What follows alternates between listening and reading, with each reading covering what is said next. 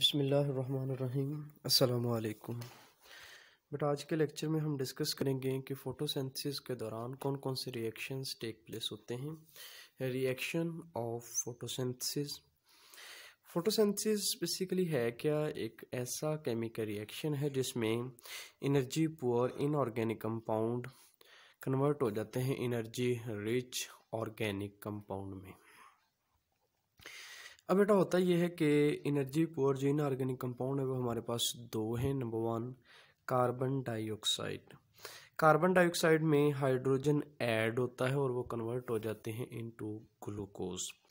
अब चूंकि carbon dioxide में हाइड्रोजन ऐड हो रहा है और अगर किसी भी सब्सटेंस में हाइड्रोजन ऐड हो या इलेक्ट्रॉन ऐड हो तो हम उसे कहते हैं रिडक्शन। तो रिएक्शन की डिफरेंट किस्में हैं, उनमें से एक किस्म है रिडक्शन। तो रिएक्शन केमिकल रिएक्शन की एक टाइप है जिसमें हम पढ़ते हैं कि अगर किसी भी चीज़ में हाइड्रोजन ऐड हो जाए तो वो उस चीज़ को हम वो रिड्यूस हो जाती है, तो इस रिएक्शन को हम कहते हैं रिडक्शन रिएक्शन। और अगर किसी भी चीज़ से हाइड्रोजन निकल जाए तो उसको हम नाम देते हैं ऑक्सीडेशन का। तो वाटर में से चूँकि हाइड्रोजन यहाँ से रिलीज़ हो रहा है और निकल के ऑक्सीजन में बाकी बच जाता है, तो इसको हम नाम देते हैं ऑक्सीडेशन रिएक्शन का। तो हमारे पास फोटोसिंथेसिस के दौरान दो किस्म के रिएक्शन सेम टाइम हो रहे हैं, ऑक्सीडेशन भी हो रही है और रिडक्शन भी हो रही है। तो ऐसे रिएक्शन जिसमें ऑक्सीडेशन और रिडक्शन दोनों सेम टाइम पे हो, एक ही वक्त पे हो, उन रिएक्शंस को हम नाम देते हैं रिडॉक्स रिएक्शन। तो फिर हम कह सकते हैं कि जो फोटोसिंथेसिस है ये एक रिडॉक्स रिएक्शन है, क्योंकि इसमें बैक वक्त ऑक्सीडेशन और रिडक्शन हो रही होती है। इस वजह से हम जो फोटोसिंथेसिस को रिडॉक्स रिएक्शन का नाम भी देते हैं। तो बेटा बेसिकली हमने बात की कि फोटोसिंथेसिस के जो एक ही रिएक्शन है इसके दो स्टेप हैं। तो पहला स्टेप में हमने बात की कि रिडक्शन हो रही है, दूसरे में ऑक्सीडेशन हो रही है। ऑक्सीडेशन रिडक्शन रिएक्शन को हम नाम देते हैं रिडॉक्स रिएक्शन का। तो हम कहते हैं कि फोटोसिंथेसिस एक रिडॉक्स रिएक्शन है। अगर हम बात करें फोटोसिंथेसिस के रिएक्शंस की के स्टेप्स की, तो बेटा इसमें ना दो स्टेप हैं। पहला स्टेप आएगा लाइट रिएक्शन का और दूसरा स्टेप आएगा डार्क रिएक्शन का। लाइट रिएक्शन का लफ्जी मतलब ये बनता है कि लाइट की मौजूदगी में जो रिएक्शन होते हैं उसको हम नाम देते हैं लाइट रिएक्शन का। अब होता क्या है कि लाइट रिएक्शन के दौरान बेसिकली दो चीज़ें बनती हैं। लाइट की मौजूदगी के दौरान दो चीज़ें बनती हैं। लाइट एनर्जी जब क्लोरोफिल पर पड़ती है तो लाइट एनर्जी कन्वर्ट हो जाती है केमिकल एनर्जी में। तो केमिकल एनर्जी दो किस्मों की फॉर्म में आती है, एटीपी और दूसरी आ जाती है बेटा NADPH। ये केमिकल की फॉर्म में एनर्जी स्टोर हो जाती है। बेसिकली जो एटीपी है इसको हम नाम देते हैं असिमिलेशन पावर का।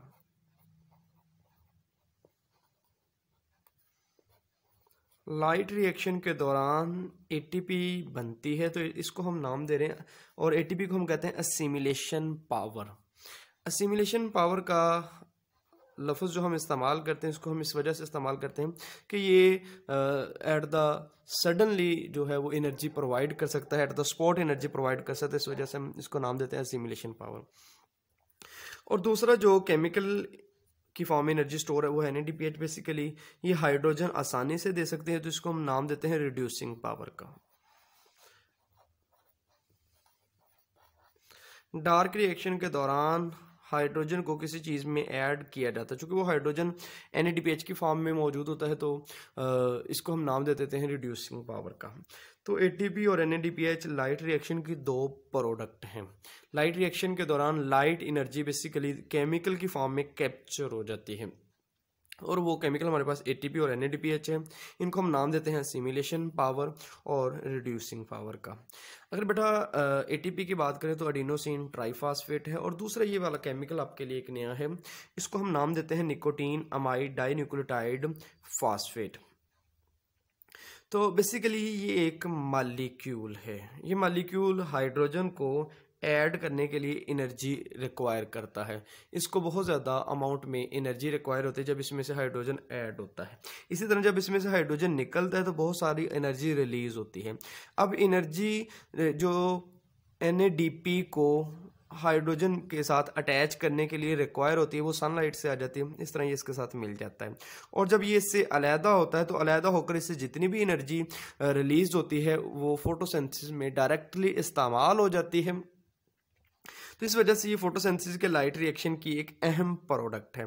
दूसरी जो ATP है इसको आपने डिटेल के साथ पहले भी डिस्कस किया हुआ है कि ATP एडिनोसिन ट्राइफॉस्फेट में जो तीसरा फास्फेट का ग्रुप जब रिमूव होता है तो वो रिमूव होकर एनर्जी रिलीज करता है और एनर्जी इतनी होती है कि वो किसी भी केमिकल रिएक्शन को के लिए जो है उसकी एफिशिएंसी के लिए इनफ होती है। तो ये था बेटा हमारे पास दो product of the light reaction, ATP और दूसरी है NADPH।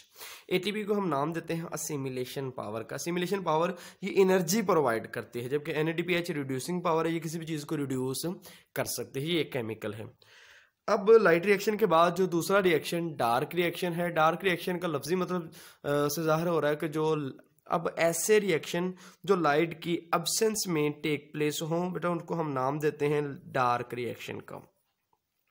और लाइट रिएक्शन लाइट की मौजूदगी में टेक प्लेस होता है, जबकि जो डार्क रिएक्शन है जो लाइट है इसकी अब्सेंस में ये टेक प्लेस होता है। अब डार्क रिएक्शन में बेसिकली होता यह है कि जो लाइट रिएक्शन की प्रोडक्ट है ATP और NADPH, ये दोनों यूज होती हैं। किस मकसद के लिए यूज होंगी? कार्बन डाइऑक्साइड जो फोटोसिंथेसिस में यहाँ पे मौजूद है, ये वाली कार्बन डाइऑक्साइड, ये फिक्स्ड हो जाती है इनटू ग्लूकोज।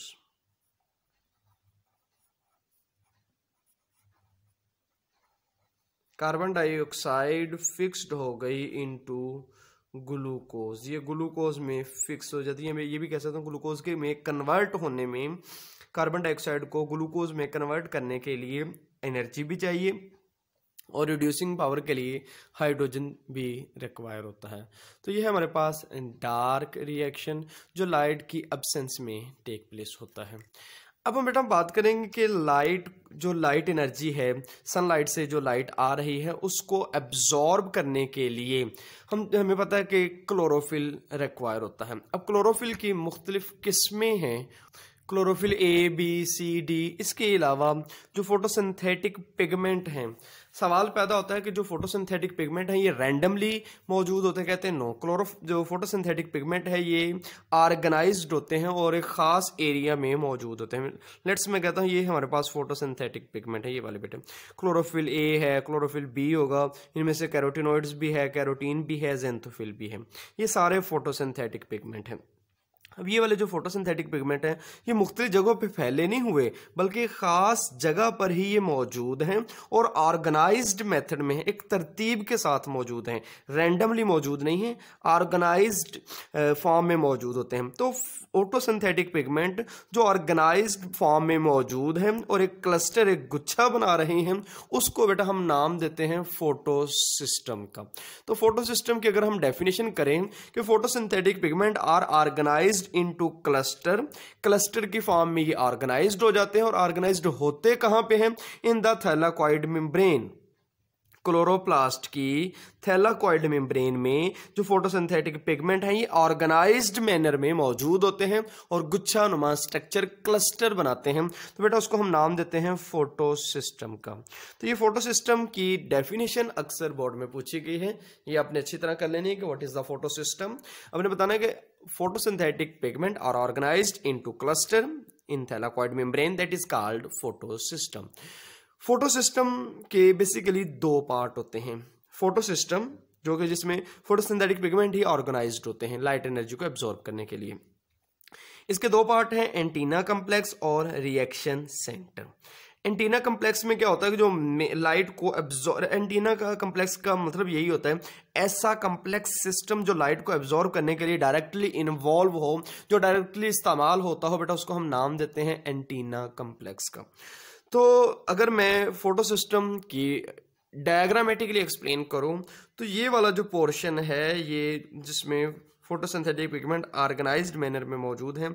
इसको हम नाम देते हैं एंटीना कम्प्लेक्स का। मीन के फोटोसिंथेसिस के लिए जो लाइट एनर्जी एब्जॉर्ब होती है वो मैक्सिमम एब्जॉर्ब होती है एंटीना कम्प्लेक्स में।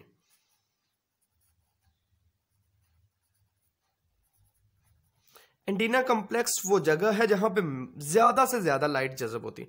जब ये लाइट जज़ब हो जाती है तो देन ये रिएक्शन सेंटर में जो एब्जॉर्ब लाइट है ये चली जाती है। तो रिएक्शन सेंटर के बेसिकली हमारे पास 3 पार्ट हैं। पहली आएगी कि यहाँ जो एंटीना कम्प्लेक्स लाइट आई, यहाँ से कुछ इलेक्ट्रॉन एक्साइट होकर ऊपर की तरफ मूव करना शुरू कर देंगे। तो इनको एब्जॉर्ब करने, इनको कैप्चर करने के लिए एक स्पेसिफिक मॉलिक्यूल मौजूद है, उसको हम नाम देते हैं प्राइमरी इलेक्ट्रॉन एक्सेप्टर का। Primary electron acceptor excited electron को एक्सेप्ट करता है। बेसिकली ये एक मॉलिक्यूल है और ये रिएक्शन सेंटर का पहला पार्ट है। जब इलेक्ट्रॉन के ऊपर लाइट पड़ती है तो ये इतने ज्यादा एक्साइट हो जाते हैं कि एनर्जी बूस्ट अप करती है। तो इस वजह से ऊपर की तरफ एक निशान शो कर दिया गया, क्योंकि ये एनर्जी बूस्ट अप करके इसने लाइट को एब्जॉर्ब किया। अब जब प्राइमरी इलेक्ट्रॉन एक्सेप्टर जब इनको एक्सेप्ट कर लेते हैं तो इनको डायरेक्ट करते हैं, इनको मूव करवाते हैं इलेक्ट्रॉन ट्रांसपोर्ट चेन की तरफ, जो कि रिएक्शन सेंटर का दूसरा पार्ट है। Electron transport chain. Antenna complex के बाद रिएक्शन सेंटर के 2 पार्ट। प्राइमरी इलेक्ट्रॉन एक्सेप्टर एक मॉलिक्यूल है जो एक्साइटेड इलेक्ट्रॉन को कैप्चर करता है, देन ये इलेक्ट्रॉन को डायरेक्ट कर देता है इलेक्ट्रॉन ट्रांसपोर्ट चेन में। तो इलेक्ट्रॉन ट्रांसपोर्ट चेन में बेसिकली 3 मॉलिक्यूल्स मौजूद होते हैं, PQ, साइटोक्रोम कम्प्लेक्स, एक प्रोटीन मॉलिक्यूल का कम्प्लेक्स है जिसमें एक से ज्यादा प्रोटीन मॉलिक्यूल्स मौजूद होते हैं और वो डिफरेंट मॉलिक्यूल्स अपने डिफरेंट फंक्शन परफॉर्म कर रही होती हैं। इसी तरह PC एक मॉलिक्यूल है।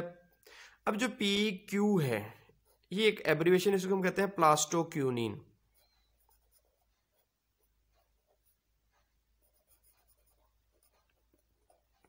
अब ये फंक्शन क्या परफॉर्म कर रही है क्या नहीं, जस्ट हमने ये नहीं बात की।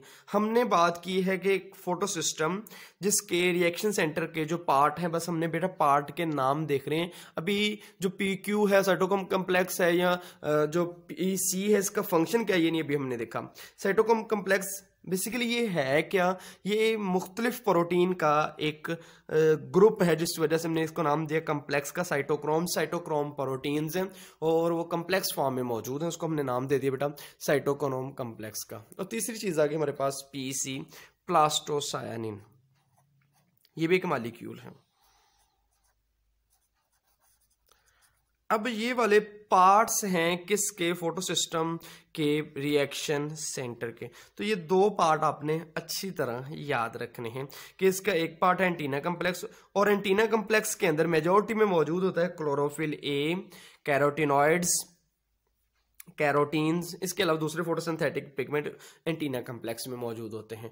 और जो रिएक्शन सेंटर है इसमें प्राइमरी इलेक्ट्रॉन एक्सेप्टर, दूसरा पॉइंट इसमें आ गया कि electron transport chain. Electron transport chain के 3 पार्ट, प्लास्टोक्यूनिन, साइटोक्रोम कम्प्लेक्स, PC। और जो तीसरी चीज रिएक्शन सेंटर में मौजूद होती है वह है chlorophyll A। Chlorophyll A molecule यहाँ पर भी मौजूद होता है, लेकिन यहाँ पे इसका क्या फंक्शन है, यहाँ पे उसकी मौजूदगी क्या रोल परफॉर्म करती है, इसकी कोई भी डिस्क्रिप्शन बुक में मेंशन नहीं है। बस ये बता दिया कि क्लोरोफिल A यहाँ पे मौजूद है।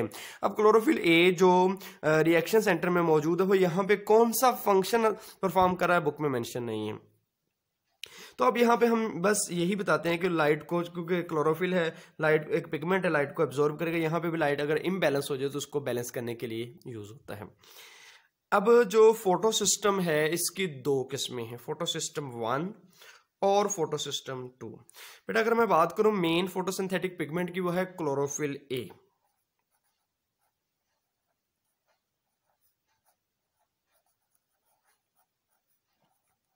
क्लोरोफिल A एक मेन फोटोसिंथेटिक पिगमेंट है।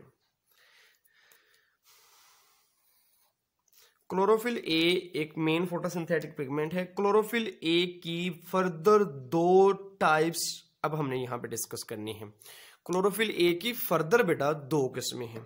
क्लोरोफिल A की वो किस्म जो लाइट एनर्जी की वेवलेंथ को एब्जॉर्ब करती है और वो वेवलेंथ की जो रेंज है वो 700 नैनोमीटर।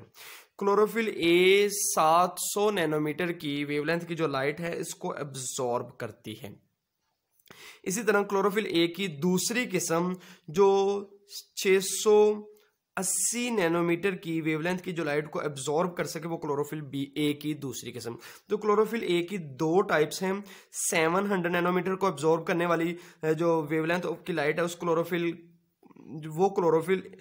क्लोरोफिल ए की वो किस्म जो कि 700 नैनोमीटर लाइट की वेवलेंथ को एब्जॉर्ब कर सके जहां पे मौजूद होते हैं उसे हम नाम देते हैं फोटोसिस्टम 1 का। और क्लोरोफिल ए की ही जो दूसरी किस्म है फोटोसिस्टम जिसको 2 जो कि लाइट की वेवलेंथ को रेंज एब्जॉर्ब करती है 680 नैनोमीटर। बेटा ये आपने याद रखना है क्लोरोफिल ए की ही दो किस्में हैं जिसको हमने फोटोसिस्टम 1 और फोटोसिस्टम 2 में डिवाइड कर दिया है।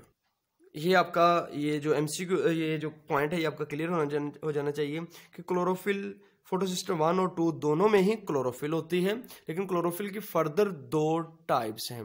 क्लोरोफिल ए की वो टाइप जो 700 नैनोमीटर की वेवलेंथ की लाइट को एब्जॉर्ब कर सके वो उनका जो क्लस्टर है वो मिलकर फोटोसिस्टम 1 बनाता है, और जो वेवलेंथ की जो रेंज है 680 नैनोमीटर की रेंज है वो मिलकर जो उनका क्लस्टर फोटोसिस्टम 2 बनाता है। नेक्स्ट हम बात करेंगे, यहाँ पे बेटा एक ऑब्जेक्शन आता है कि जो फोटोसिस्टम 1 है जी P1 और P2 क्या ये अलहदा अलहदा मौजूद होते हैं? कहते हैं नो, P1 और P2 फोटोसिस्टम 1 और फोटोसिस्टम 2 ये इकट्ठे ही मौजूद होते हैं।